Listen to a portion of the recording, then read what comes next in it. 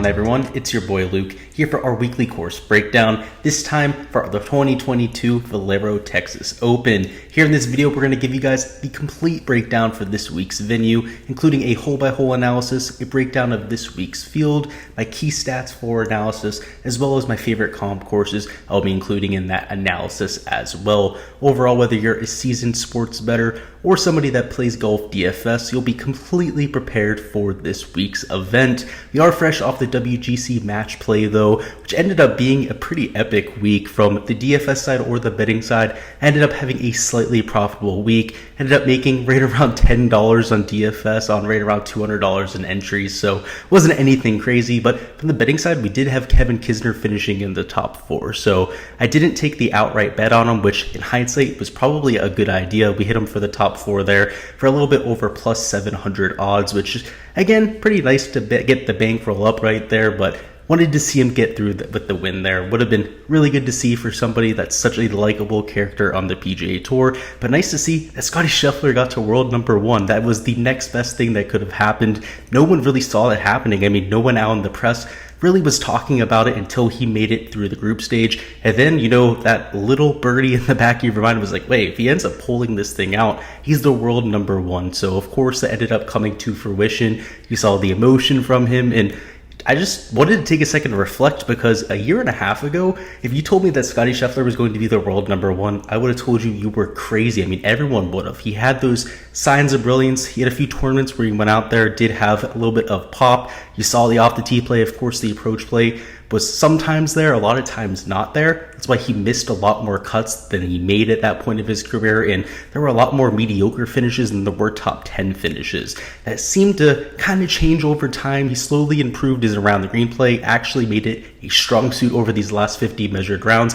The putter became more and more consistent. Instead of being somebody that popped from time to time, he actually became one of the best putters on tour. And now, a year and a half later, he's the number 1 player in the world. Just pretty incredible stuff. I mean, looks like a completely different player than what we saw just 15, 16 months ago. I mean, I can remember taking him. He was like $7,200 at an event. He was somebody who was relatively low owned. People were just taking flyer picks on Scottie Scheffler, and he went out there and shot plus 18. I believe it was like plus 12 the first day, plus 6 the next day.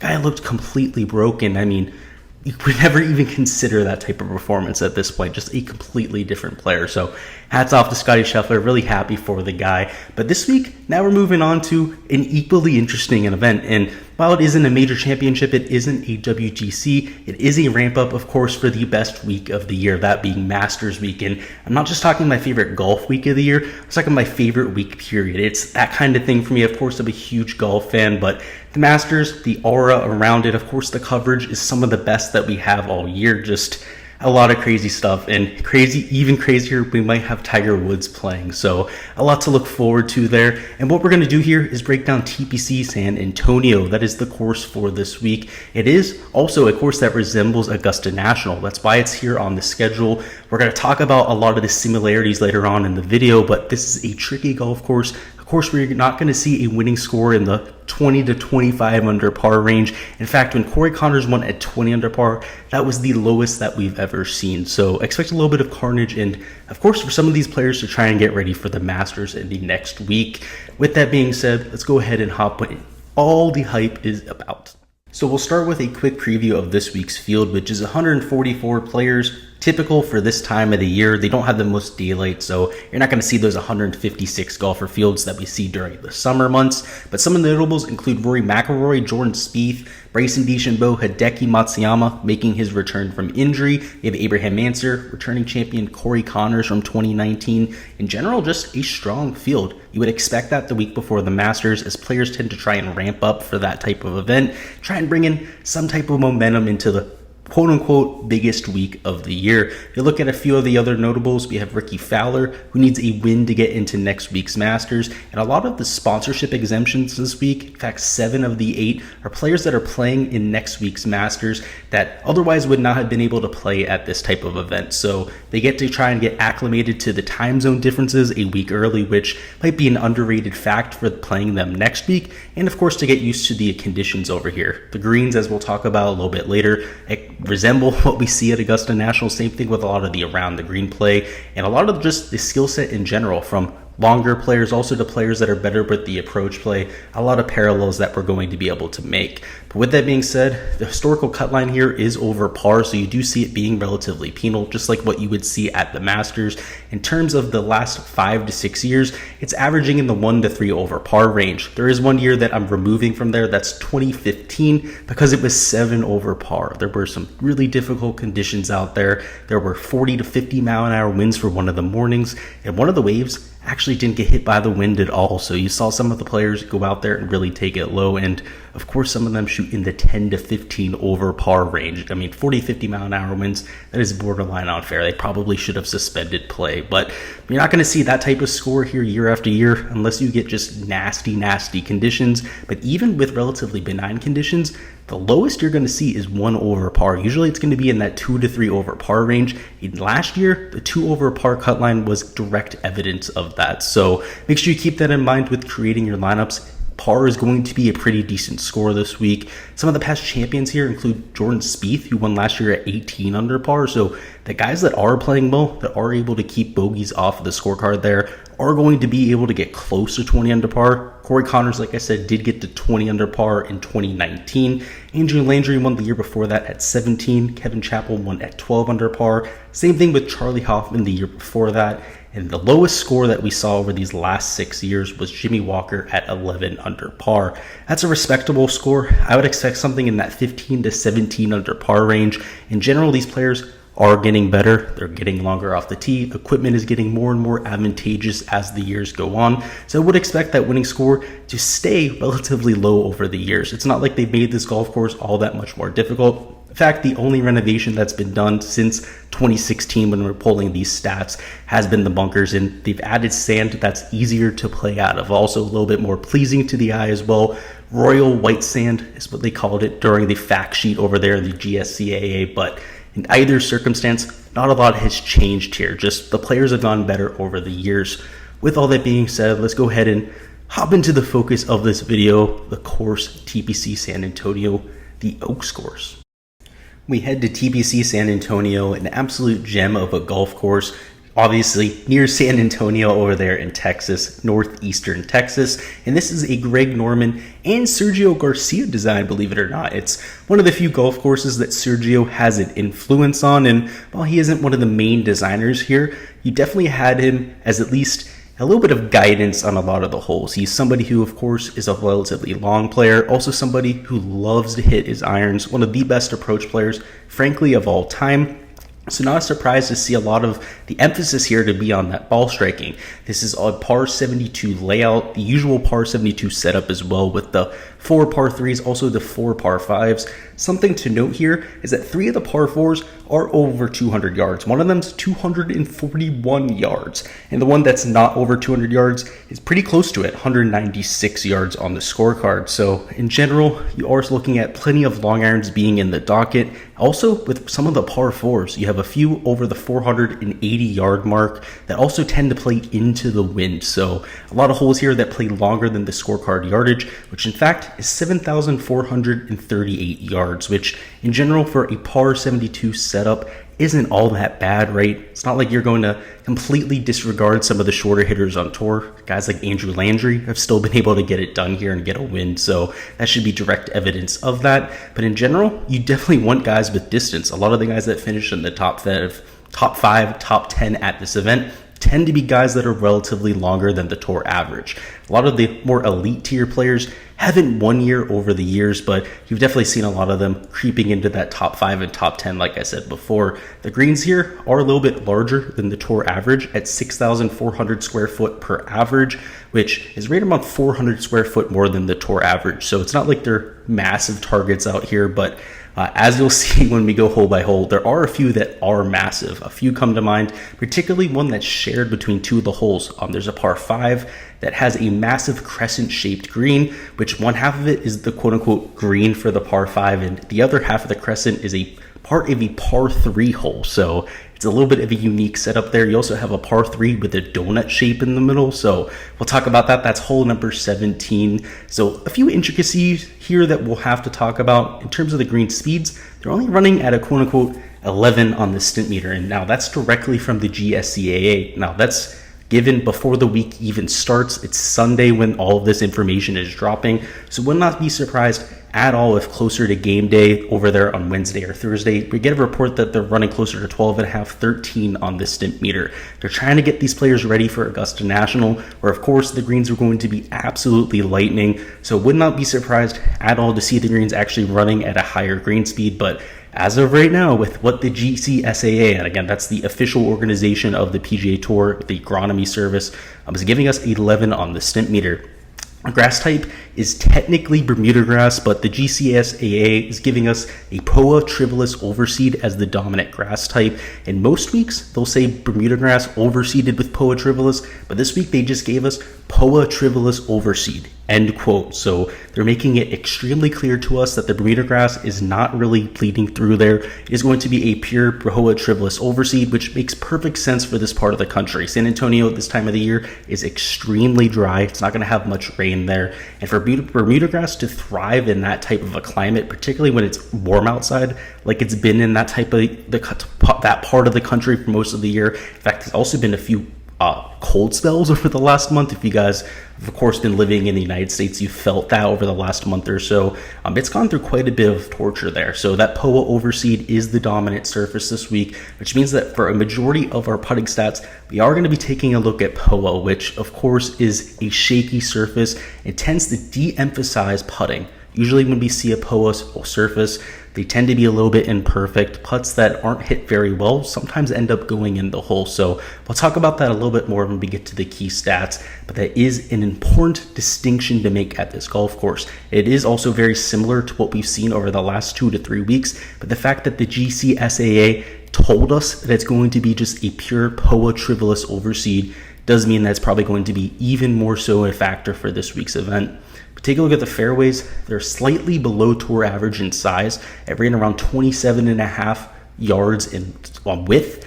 In terms of the grass type, it is a perennial rye and chewing fescue. It's right around 4.4 inches in length, so of course that's a perfect length for a lot of these fairways. And anytime you have fescue in a fairway grass, it tends to make it extremely easy to hit out of. It tends to be a little bit more sturdy than a lot of other grass types, which tends to give you a little bit of a teed up factor. It's easy to apply spin out of the fairway, which is also why we've seen players that tend to get it in the fairway a lot more, like a lot of the winners towards the early to mid 2015s play well at this golf course. If we take a look at the rough, it is 2.25 inches long as of right now. That is also a perennial rye chewing fescue, but it will get a little bit longer. Like I said, this fact sheet has come out on Sunday. I wouldn't expect them to cut the grass until tournament time, so it could very well be 3 inches by the time that we get to Thursday, or even 3.5 or 4 inches by the end of the event. We usually see it be a factor come the weekend because this is a relatively dry climate. It's not going to grow as much as it would in Florida, where it could grow 1.5, 2.5 inches by the end of the week. But if it goes from, let's say, 2.75 inches upwards to 3.5, 4 inches in terms of length, that could be more than significant and something that we have to keep an eye out for. In terms of weather impacts, Texas, of course, can be extremely windy. And like I said, in 2015, we did have a massive impact on the weather. That was when there was a +7 cut line. We had those 40 to 50 mile an hour winds. Now, if we had similar conditions, I would expect the PGA Tour to suspend play, right? Try to make sure that type of factor doesn't impact play, but in either circumstance, it is something that we will have to keep an eye on as the week goes on. So make sure you guys are tuning in for the Wednesday live stream. That's of course going to be at 7 p.m. Eastern time. We will talk about the weather, and weather is going to be something that we're going to have to keep an eye on. But now that we have a lot of the details, a lot of the introductory type of things out of the way, let's go ahead and hop into a hole-by-hole analysis of TPC San Antonio. Alright guys, on the screen you can see the Pro Visualizer tool will be used to go ahead and break this golf course down hole by hole. And hole number 1 here is a handshake of an opening hole, which for TPC San Antonio is of course a hole that plays slightly over par. It's a 461 yard par 4, tends to play into the wind, so it actually plays a little bit closer to 500 yards. The off the tee play isn't all that penal. You do have a relatively wide fairway, right around 30 yards wide, but the shot into the green is where all the havoc starts. You have a raised surface. These bunkers over here are well below the surface. Same thing with this chipping area the whole way around the green. If you end up missing this green, which you're dealing with right around 150, 160 yard iron shot, it's more than reasonable for you to miss this relatively narrow green. You're going to be dealing with a very difficult up and down, as most greens are here at this golf course. I'm not going to say on every single hole because I would just be repeating myself over and over again at this point. There is a ton of undulation here, and with Greg Norman and Sergio Garcia as the designers, they wanted to make you penalized when you miss this green. So a lot of them tend to be sloped from outwards in, which means that when you miss, you tend to be short-sighted. So make sure to keep that in mind. Around the green, as we'll talk about here with the key stats after the hole-by-hole analysis, is going to be a key factor. Hole number 2 is an extremely long par 5, as most of them here are at this golf course. In fact, only one of them is realistically reachable by most of the field, which we'll talk about there on the back 9. But this is 605 yards.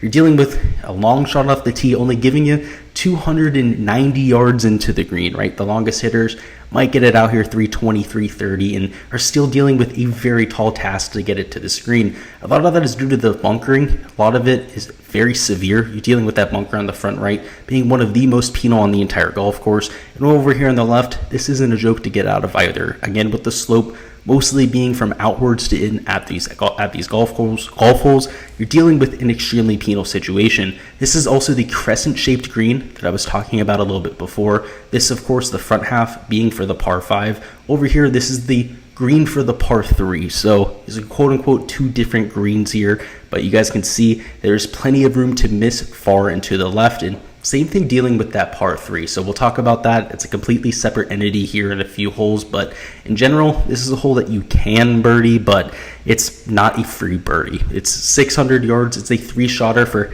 99.9% of the field. Hole number 3 is 216 yards. This is a relatively difficult hole because there's a lot of carry over water. You got to carry it at least 210 yards to get over the drink. This bunker in play on the right isn't really something to worry about because unless there's a pin location that's hugging the right side, these players aren't going to be shanking it over there. The real worry is just getting it over the water. And in general, anytime you have a 200 plus yard par 3, going to at the very least be difficult. Next up, we have a 487 yard par 4. This is hole number 4. It's relatively difficult, tends to play into the wind. You're looking at right around a 170, 180 yard shot into the screen, and dealing that with that head breeze, as most of the time you are getting on this hole, is going to be a very tall task to make par. Like most greens here, there's a ton of undulation. The fairway bunkers are well below the surfaces here, so making sure you can get out of there with a 4 is going to be most players' goal. Hole number 5 is one of the easier holes on the golf course. It tends to play downwind most days. It's right around 400 yards. So get the ball out there with a 3-wood in that 290 to 300 yard range because of the wind downwind. You're going to have maybe 100, maybe 110 yards at the very most. So you're dealing with, again, a hole that you're looking to make birdie on. If not eagle, you will see some players trying to get the driver down there to the 20, 30 yard range, perhaps pitch the ball in, that type of thing. You will see an eagle hole at hole number 5 from time to time. Hole number 6 is a easy par 4, but again, I put that in quotes because to make the putt on these extremely undulated greens is an entirely another task. But getting the ball to the green is a relatively easy task here. The fairway is undulated from right to left, so any shot that you land in this fairway is going to kick to the left. There is a penalty area that is in play over here to the far left, which players will have to keep an eye out for, but just try and get it over there to the right. Even if you end up in this fairway bunker, it isn't the end of the day. You have right around a pitching wedge, maybe a 9-iron at the very most into this green, and you are looking to make birdie here. So you're trying to make 3, maybe 4 birdies on the front 9 before you make the turn, because a majority of the really brutes of holes here at TPC San Antonio are on the back 9, which we'll get to here in a second. Hole number 7 is a relatively long par 3. It's 200 yards. You have a lot of undulation. It is the other side of that crescent-shaped green, so keep that in mind. This is a super penal bunker over here to the left. You do have quite a bit of room to miss over here to the left, but most pin locations will hug the bunker side over here, or over here on the right where you have an extremely sloped chipping area. So either way, this is one of the more difficult holes, as most of the par 3s are at this venue. Hole number 8 is a relatively long par 5, so another 600 plus yard par 5, a 3-shotter for even the most long players in the world. The only one who might give this one a scare is Bryson DeChambeau. If he gets it out there, 330, 340 yards, sure, he's going to have like 300 yards into the green, which he might be able to hit with his 3-wood, but again, for 99.9% of the field, this will be a 3-shot hole. A hole that you do have a relatively large landing area. You can see up here where most players will be laying up, you do have right around 45-50 yards of room here, so should be a relatively easy hole to at the very least get out with par, but you got to have that wedge play on tap to be able to make that easy birdie. Hole number 9 is a hard par 4. It's right around 478 yards. Much like the other long par 4s, they also play into the wind, so it's no bargain to get there in 2. If you miss far left to right off the tee, you might be blocked out getting into the green. And much like every other green here, it's raised surface. You have plenty of chip off areas that are hard to get up and down from. You really got to buckle up there, hit 2 good shots, get on the green, and try to get out of there with a par. But now that you're hopefully 2 to 3 under par on your front 9, the back 9 is where you just got to hold on, try and keep par on the cards. The par 5s are birdieable, but as you're going to see with plenty of the holes here, there are some that are just extremely difficult, for lack of a better word. Hole number 10 isn't one of them. It's on the top 5 most difficult holes at this golf course, but plays right around a quarter of a stroke over par. It's only 456 yards, so perhaps you wouldn't expect it to be that difficult, but this green is well protected with bunkers. It's also one of the hardest greens on the entire golf course to read, so in general, it isn't as handshake as a hole as hole number 1 is. So if you're looking at showdown, if you're looking for people to get off to a hot start, first round leader bets, that type of thing, perhaps look for people that are starting on hole number 1.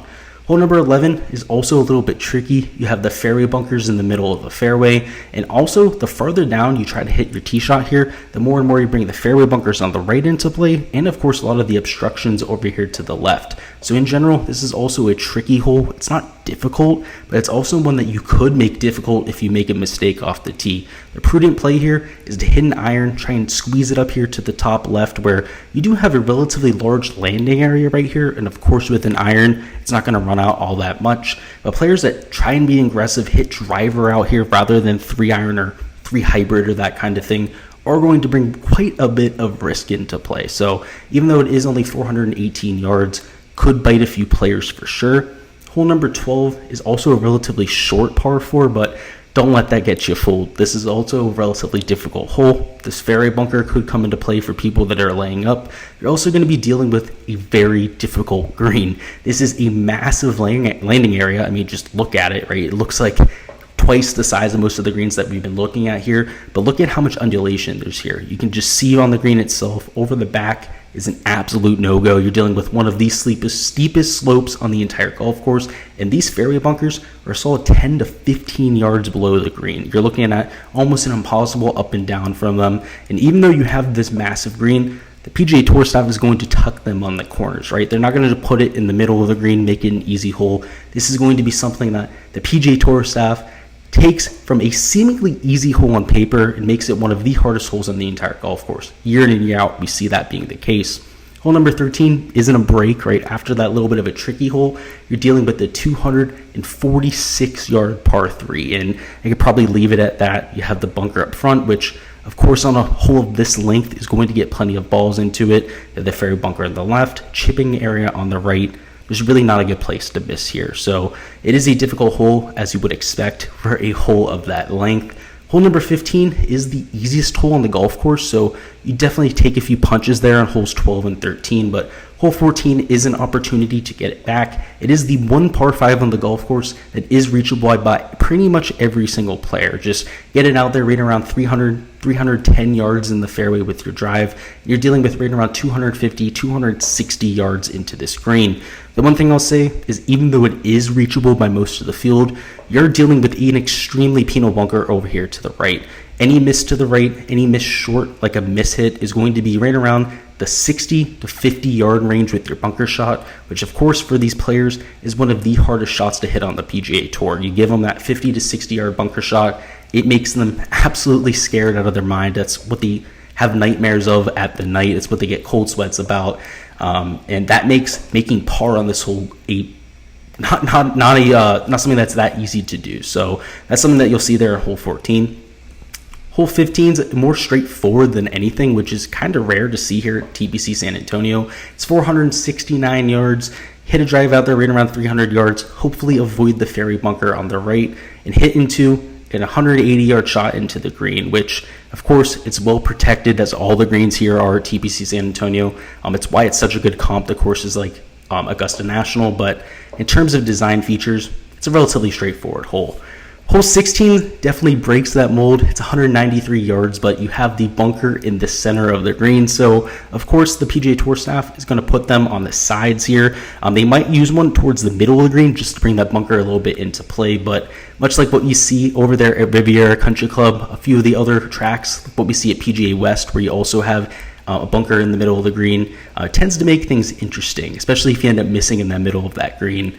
Hole number 17 is a short par 4. It's also drivable, so it's a hole that's 355 yards. It tends to play downwind, which means that players like Bryson DeChambeau, Rory McIlroy could take a look at this green. So depending on the tee placement, wind direction, all that sort of fun stuff, it could make this a more strategic hole than most, but most players will be laying up with a 3-iron, 3 hybrid, that type of thing, leaving a wedge into this green. It is one of the few birdie opportunities, much like that reachable par 5 here on the back 9.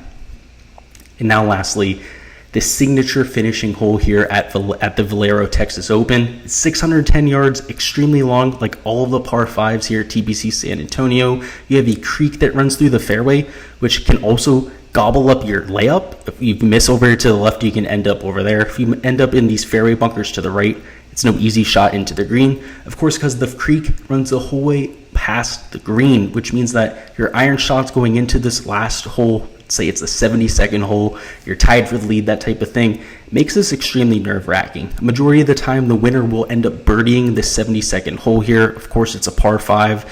Anytime you have a par 5 as a closing hole, that tends to be the case, but there's a ton of undulation here. It's a hard putt to make as well, which makes it a ton of entertainment and a ton of excitement come the closing stretch.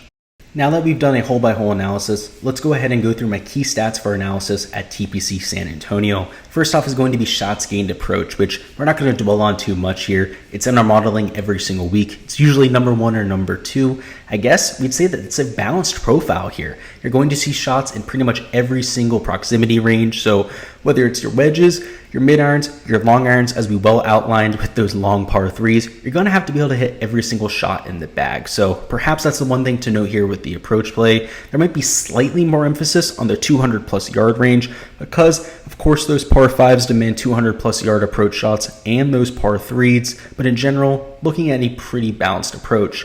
Number 2 is going to be shots gained off the tee, and there's definitely going to be an emphasis here on distance over accuracy. Even though this isn't a relatively long golf course, it's just 7,438 yards. It's also a golf course with not much penalty off the tee. There's not much water hazards. The tree-lined fairways don't really get that close to the fairway. You have at least 20 to 30 yards to miss. You're also dealing with a golf course with little to no rough. Even though I'd said that there's 2¼ inch rough before, it's only going to grow out to that 3, maybe 3.5 inch range by the end of the week. We saw some really gnarly rough at the Players. We saw it at the API as well. It is not going to be the case in the dry Texas climate. So in general, we're looking for guys that can get out there relatively long. If anybody's going to take advantage of these long par 5s, is going to be those guys that can get it out there 320, 330 yards. So definitely something that I think could make a difference this week. And at number 3, we have shots gained around the green, which doesn't typically make it up here in the top 3. It's a stat that is a little bit less important when it comes to a player's complete game. It is a part of the quote-unquote big 4 in terms of shots gained metrics. Of course, that being off the tee approach, around the green, and putting, but it is the least important of those 4 stats. But this week, you could argue that it's in that top 3. It's a golf course that has a ton of chip-off areas. Again, there's a lot of undulation on these greens. They tend to come from the outside of the green into the inside. So getting up and down is a very tough task. You see plenty of the winners here at the golf course. I mean, Jordan Spieth comes to mind especially. Go out there and gain 3.5, 4 strokes to the field with their around the green play. So it's not something that you're going to gain most of your strokes with here at TPC San Antonio, but when you get out of play, you certainly want to be able to get up and down. A few other key stats I'm looking at that we're not going to go into a ton of detail here with, of course, is shots gained putting, which is always going to be important at golf courses, much like shots gained approach. It is always going to be a part of the modeling. But the important part here is that we focus on the right types of putters. We have the very unique overseed situation going on here at TPC San Antonio, where they told us that's going to be a POA Trivalous overseed. We saw that over about the last month and a half on tour. Every single golf course has had a quote-unquote Bermuda grass surface overseeded with POA Trivalous. It's just the type of grass that thrives in this type of climate, particularly when we get a relatively dry season. And as a result, the putting stats I'm looking at are just going to be the last 5 to 6 weeks on tour at these specific events where we had this overseed situation. How have guys putted? And the only real problem I'm running into is, of course, with sample size. Some of these guys we just don't have shots gained data for. For those, I'll just look at their historical shots gained numbers. But for the guys that we have the access to the data for, and some of them it's a good 3 to 4 event sample size, the guys that have been hot on this surface I'm going to ride, because Sam Burns and King and Bradley are perfect examples of these type of players that are used to this type of grass. For whatever reason, they tend to thrive on this surface, and you see them have a lot of success with their putting from year to year. I mean, look at Keegan Bradley. He went from being in terrible form the last 3 to 4 months to absolutely thriving over this last month and a half. The one consistency has been this POA overseed situation. And of course with Sam Burns, who he's won both years at the Valspar Championship, where they also have this POA overseed. He's had a ton of success putting at tournaments like the Players Championship as well. So there's definitely something to be said for that type of historical propensity towards this overseed situation. I'm also taking a look at par 5 scoring, of course, with these super long 600-yard par 5s. Sand saves, you guys saw all those bunkers in play, particularly in some of the harder holes. Par 3 scoring, but these 200-plus yard par 3s.